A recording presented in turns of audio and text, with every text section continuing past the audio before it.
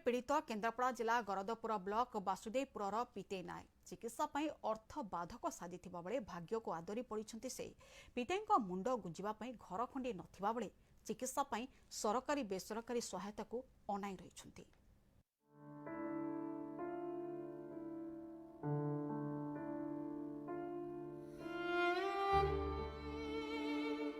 केन्द्रापड़ा जिला बलांगपुर पंचायत अंतर्गत वासुदेवपुर पीते नायक तांको शरीर सारा आबु भली उठिथिबा बेले धीरे धीरे एसबुर आकृति बढ़िबा सह शरीर सारा माड़ी चलीछि।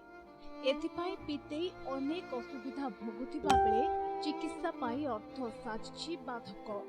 शारीरिक कष्ट ठारू बळै जाउछि परिवार बोझ। पीतेईको स्वामी आर पारिरे घरे बढ़िला झियो भी समान रोगर शिकार। किछि वर्ष हेब तांको देहरे मध्य मांस बढ़िबारे लागिछि। चिकित्सा तो दूर कथा मुंड गुंजिबाकू छात खंडी भी नाही। खरा वर्षा और शीत सही माँ झियो भगवान भरोसा पड़ी रहिछन्ति।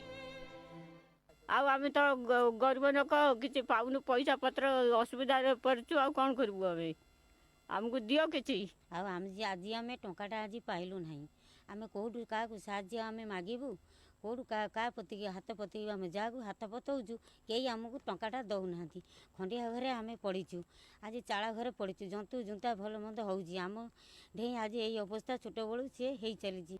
गरीब असहायों लगी सरकार विभिन्न योजना करथिले भी एही माँ झियो तार सुफल पाई नाहंती। अन्यपटे माँ झियो को सरकारी साहाय्य जोगाई देबाकू प्रशासन को अनुरोध करिसेंती ग्रामवासी। आगामी दिन में एमानकू सबु प्रकार सहायता जोगाई देबाकू स्थानीय सरपंच प्रतिश्रुति देछंती।